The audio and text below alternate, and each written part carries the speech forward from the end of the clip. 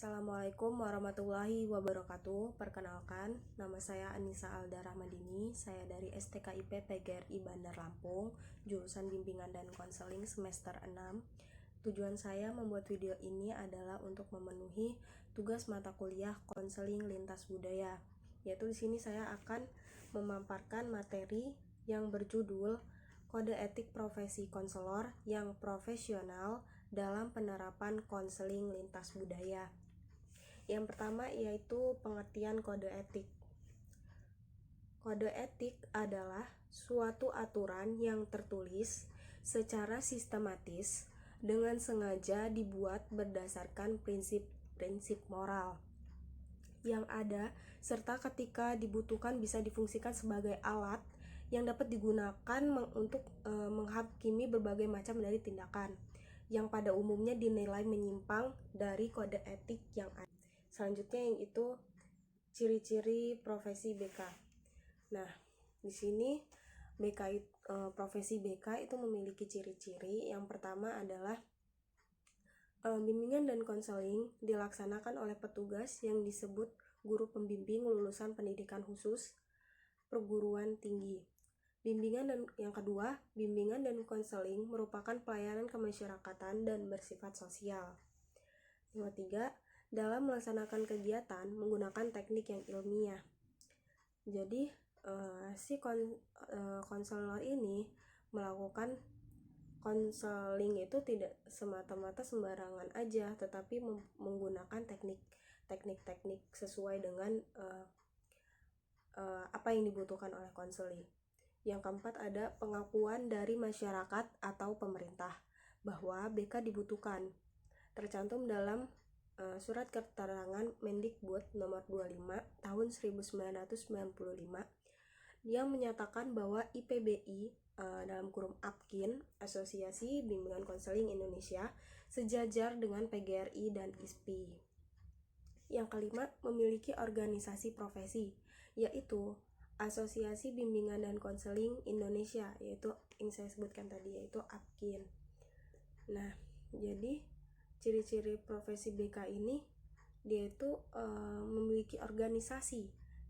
Profesi BK itu seseorang yang berprofesi BK itu dia memiliki organisasi profesi, yaitu APKIN, Asosiasi Bimbingan Konseling Indonesia. Yang keenam, memiliki kode etik bimbingan dan konseling sebagai pedoman bertindak.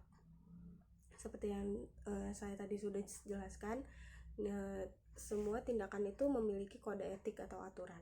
Yang ketujuh, para anggota APKIN selalu ada keinginan untuk memajukan diri. Jadi dia tidak hanya berhenti di situ, tapi selalu memajukan diri dia untuk lebih baik lagi. Selanjutnya yaitu C. Pancasila dan Undang-Undang Dasar 1945. Pancasila itu mengingat profesi bimbingan dan konseling itu merupakan usaha pelayanan terhadap sesama manusia dalam rangka ikut membina warga negara Indonesia yang bertanggung jawab gitu. Jadi ternyata dasar kode etik profesi BK ini udah tercantum dalam Pancasila dan Undang-Undang Dasar 1945.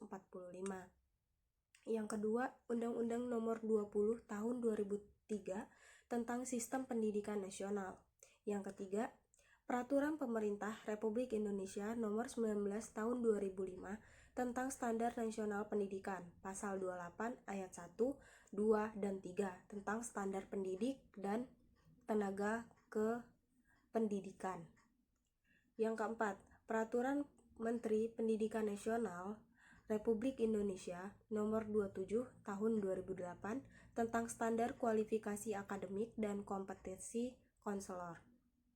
Yang kelima, Peraturan Pemerintah Republik Indonesia Nomor 74 Tahun 2008 tentang Guru. Jadi yang saya jelaskan tadi adalah 5 dasar kode etik profesi. Jadi ternyata dasarnya itu bukan semena-mena, tidak bukan karena memang kemauan kita aja, tapi sudah tercantum dalam Pancasila, undang-undang, peraturan pemerintah. Yang D, tujuan kode etik profesi BK, Yang pertama, tujuannya adalah untuk menjunjung tinggi martabat profesi BK. Yang kedua, melindungi pihak yang menjadi layanan profesi BK dari pembuatan malpraktik. Yang ketiga adalah meningkatkan kualitas profesi BK. Yang keempat, menjaga status profesi BK. Nah, itu. Jadi, ada perbedaannya antara yang abal-abal sama yang benar-benar udah lisensi, itu ada perbedaannya. Yang kelima adalah menegakkan ikatan antara tenaga profesional BK dengan profesi BK yang disandangnya. Yang E, kualifikasi dan kegiatan profesional konselor. Nah, kualifikasinya nih yang harus konselor tahu, yang harus konselor miliki. Yang pertama adalah nilai, sikap, keterampilan, pengetahuan, wawasan dalam bidang profesi konseling. Yang kedua adalah pengakuan atas kemampuan dan kewenangan sebagai konselor. Ketiga adalah sarjana pendidikan S1 dalam bimbingan dan konseling. Itu minimal dia S1 BK. Yang keempat adalah berpendidikan profesi konselor PPK, yaitu setelah melakukan S1 dia lanjut lagi berpendidikan profesi konselor, yaitu PPK. Nah, itu tadi kualifikasinya. Yang selanjutnya yaitu kegiatan. Kegiatannya yang pertama adalah penyimpanan dan penggunaan informasi. Nah, penggunaannya itu, ini adalah kegiatan-kegiatan dari seorang konselor ya. Yang pertama adalah penyimpanan dan penggunaan informasi. Nah, jadi si konselor ini mempunyai catatan tentang klien itu, meliputi data hasil wawancara, testing, surat menyurat, perekaman, dan data lainnya. Semuanya itu merupakan informasi yang bersifat rahasia dan hanya konselor yang tahu. Jadi digunakan untuk kepentingan klien ini, tidak boleh disebarluaskan. Nah, penggunaan data atau informasi ini juga untuk keperluan riset si konselingnya atau pendidikan calon konselor dimungkinkan sepanjang identitas klien dirahasiakan. Jadi tidak boleh disebarluaskan, bersifat rahasia. Yang kedua adalah penyampaian informasi mengenai klien kepada keluarga atau kepada anggota profesi yang lain yang membutuhkan persetujuan klien. Yang ketiga adalah penggunaan informasi tentang klien dalam rangka konsultasi dengan anggota profesi yang sama atau yang lain dapat dibenarkan asalkan untuk kepentingan klien dan tidak merugikan klien. Nah, jadi gunain informasi ini dalam rangka konsultasi dengan anggota profesi. Jadi, tapi nggak semata-mata ya, penjelasannya seperti tadi ya. Jadi dia nggak semata-mata, tapi harus ada persetujuan dari kliennya juga, dapat asalkan untuk kepentingan. Dan itu juga kita bilang bahwa ini untuk kepentingan si konseli itu juga, si klien kita, bahwa ini tidak merugikan gitu. Bahwa maksudnya kadang supaya apa ya, kita mendapat referensi dari orang-orang lain supaya siapa tahu pengetahuan kita juga sebagai konselor, oh ternyata ada selain kita lakukan ini bisa loh diginiin gitu. Jadi itu ada fungsinya juga untuk kita konsultasi dengan anggota profesi BK yang lain. Yang keempat adalah keterampilan mengenai bahan profesional hanya boleh diberikan kepada orang yang berwenang menafsirkan dan menggunakannya. Jadi yang tadi itu boleh diberikan kepada orang yang berwenang aja. Jadi nggak sembarangan orang-orang lain tiba-tiba tahu, itu kan nggak boleh kan, karena itu sebuah rahasia si konseli. Selanjutnya yang kedua, nih ada testing. Jadi testing ini adalah suatu jenis tes yang hanya boleh diberikan oleh petugas yang berwenang menggunakan dan menafsirkan hasilnya. Konselor harus selalu memeriksa dirinya apakah ia mempunyai kewenangan yang dimaksud. Nah, testing itu kan hasil dari tes.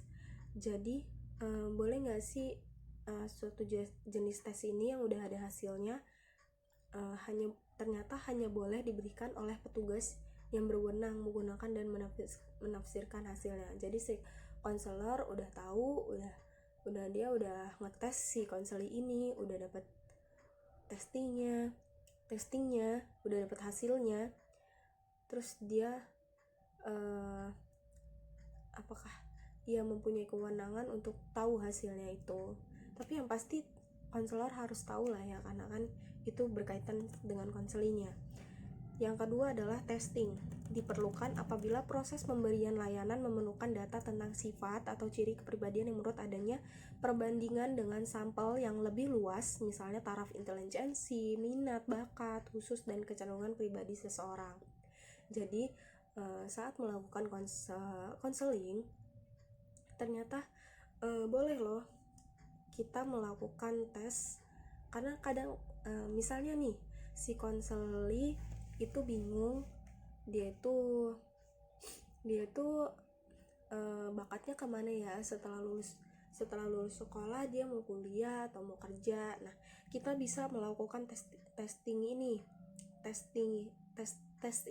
gitu. Misalnya tes apa nih yang tadi, berarti minat bakat ya. Setelah dia ini mau kemana arahnya, apakah dia mau kerja ataukah dia mau kuliah, terus kita tes minatnya kemana gitu. Terus yang ketiga, data yang diperoleh dari hasil testing itu harus diintegrasikan dengan informasi lain yang telah diperoleh baik melalui klien sendiri ataupun dari sumber lain. Nah, jadi hasil tes itu bisa kita dapat dari si kliennya itu sendiri atau bisa dapat dari orang lain, misalnya teman-teman deket dia, teman main dia, atau bisa jadi dari keluarganya juga. Nah, selanjutnya yaitu data hasil testing itu harus diperlakukan setaraf dengan data dan informasi lain tentang klien. Jadi dicocokin nih yang tadi yang tes kita tanyain dari teman-teman deket dia sama apa yang dia omongin dari tes itu, apa yang udah dia isi dari tes itu sama nggak sih, relate nggak sih gitu. Konselor harus memberikan orientasi yang tepat kepada klien mengenai alasan digunakannya tes dan apa hubungannya dengan masalahnya. Hasilnya harus disampaikan kepada klien dengan disertai penjelasan tentang arti dan kegunaannya. Jadi sebelum kita melakukan tes, kita harus meminta izin dulu kepada kliennya, dia mau nggak nih melakukan tes ini gitu.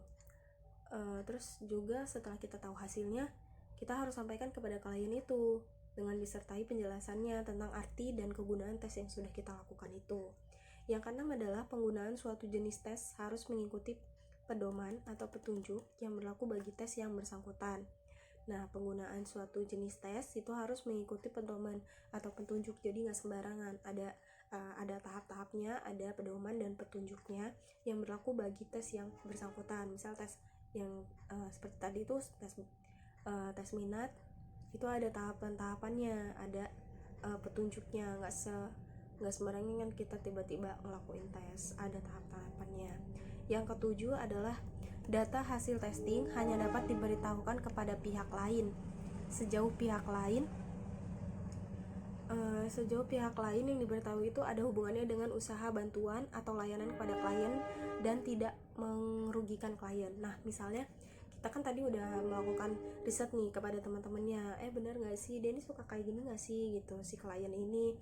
Nah, kita kasih tahu ke temennya itu yang kita melakukan riset itu, karena bisa jadi dari temennya itu bisa membantu si klien ini mencapai minatnya atau tujuannya dari